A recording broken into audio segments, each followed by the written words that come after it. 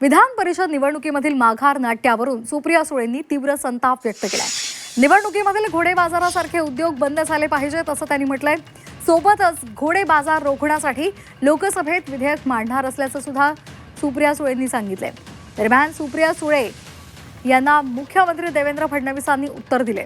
माणसं पैशापेक्षा प्रेमानं जिंकता येतात हे एकदा लक्षात आलं तरी कुठल्याही विधेयकाची गरज पडणार नाही अशी प्रतिक्रिया यावर फडणवीसांनी दिली आहे।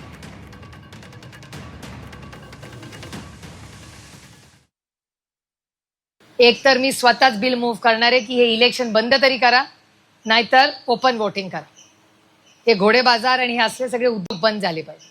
हात वर करा, व्हीप काढा आणि त्याच पद्धतीने इलेक्शन झालं पाहिजे, ही माझी भूमिका असेल। काही दिवसात तुम्हाला माझं ते बिल पार्लमेंटमध्ये दिसेल।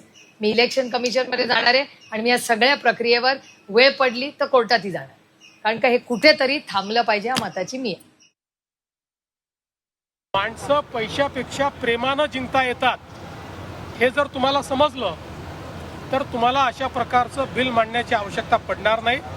तथापि या निवडणूक प्रक्रियेत परिवर्तन झालं पाहिजे या संदर्भात जर कोणी बिल मांडणार असेल तर मला काहीच हरकत नाही। माझंही मत आहे की निवडणूक प्रक्रियेमध्ये परिवर्तन झालं पाहिजे। पुरावे द्यायची माझी तयारी आहे। माननीय मुख्यमंत्री म्हणतील तिथे मी पुरावे द्यायला तयार आहे। पुरावे द्यायची माझी तयारी आहे। माननीय मुख्यमंत्री म्हणतील तिथे मी पुरावे द्यायला तयार आहे।